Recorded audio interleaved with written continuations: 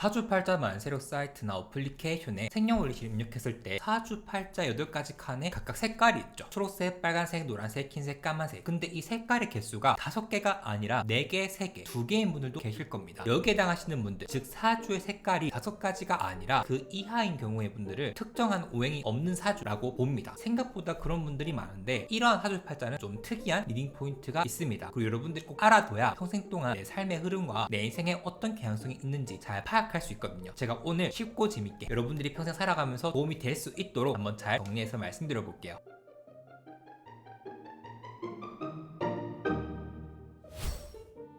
안녕하세요. 사주팔자 쉽게 풀어준 남자 도와도로입니다. 오늘은 앞서 말씀드렸던 것처럼 특정한 오행이 없는 분들의 사주팔자 보는 법 플러스 중요한 리딩 포인트를 말씀을 드려볼까 합니다. 이 오행 보는 법은 특히 한자를 보지 몰라도 초보자분들도 쉽게 따라할 수 있고요. 사주팔자가 재밌는 이유 중 하나가 각자 사주팔자에 없는 기운이 있을 거예요. 근데 그 기운이 우리의 특정한 나이대에 들어오기도 합니다. 즉 내 사주팔자에 없는 나무, 불, 땅, 쇠, 물 요 5가지 기운이 내 특정 나이에는 강하게 들어오기도 하거든요. 요거 보는 법 그리고 이 시기에 여러분들이 알아야 할 것까지 한번 제가 정리를 해볼게요. 첫 번째로 특정 오행이 없다라는 것의 의미 요거를 4가지 차원으로 볼 거고요. 두 번째 없는 오행이 운으로 내 생에 들어올 때 일어나는 일들 이거를 어떻게 리딩하면 좋은지 꼭 알고 있어야 하는 거 한번 말씀드릴 거고요. 마지막 세 번째로 특정 오행이 없는 사주팔자는 어떻게 풀이하면 좋은지 리딩 방법도 한번 말씀을 드려보도록 하겠습니다. 자, 첫 번째 특정 오행이 없다라는 것의 의미를 먼저 한번 4가지 차원으로 말씀을 드려볼게요. 자, 첫 번째로 특정 오행이 없다. 어떤 사주팔자에 어떤 오행이 없느냐에 따라 가지고 그 사람의 성격 혹은 인생의 경향성 같은 것들이 나타나기 마련입니다. 그러면 내 사주팔자에 특정한 오행이 없는 걸 어떻게 알 수 있느냐? 사주팔자 만세력 사이트 혹은 어플리케이션에 여러분 사주팔자를 입력하시면 8가지 칸이 있죠. 근데 그 칸에 초록색이 없으면 나무의 기운이 없다, 빨간색이 없으면 불의 기운이 없다, 노란색이 없으면 토의 기운이 없다, 흰색이 없으면 금의 기운이 없으면 까만색이 없으면 수의 기운이 없다라 볼 수 있습니다. 뭐 예를 들어서 사주팔자에 목이 없는 분들은 조금 인생의 감수성이나 감정 표현 혹은 좀 낭만적인 기질이 부족하다라 볼 수 있고 너무 인생을 살아가는 데 있어가지고 이성적으로 냉정하게 살아가는 경향성이 있다라 볼 수도 있고요. 혹은 사주팔자에 토가 없는 분들은 어떠한 일들이 시작할 때 끝을 잘 못 보면 내가 깊은 전문성을 가져가기 조금 힘든 경향성이 있기도 하고요. 동시에 사람이 조금 무게감이 약하다, 이미지가 좀 방방 뜬다라고 볼 수도 있습니다. 요거에 대해서는 제가 목화 토금수 각각 나눠가지고 다음 시간부터 좀 더 자세히 말씀드릴 거고요. 오늘은 앞서 말씀드렸던 것처럼 특정 오행이 없는 사주팔자를 어떻게 리딩하는지 전반적인 개념을 한번 말씀드릴 테니까 오늘 영상 보시고 제가 다음에 올려드린 영상까지 보신 다음에 사주팔자에 해당하는 경우의 수도 체크하신 다음에 다시 한번 이 영상을 보시면 여러분들 지금 보시는 것보다 조금 더 이해가 잘 되실 거예요. 그래서 아직 구독 안 하신 분들은 구독해 주시고요. 자, 두 번째로 특정 오행이 없다라는 것은 특정 십성이 없다라는 뜻과도 동일합니다. 자, 십성이라는 것은 사주팔자 만세력 밑에 보면 한자 밑에 비견겁재, 시신상관, 편재정재, 평간정관, 편인정해 이 10가지 글자들이 있을 거예요. 요거는 사주팔자에서 내가 내 인생을 살아가는데 반드시 필요한 내 삶의 일부 요소들, 나의 능력을 의미하기도 합니다. 예를 들어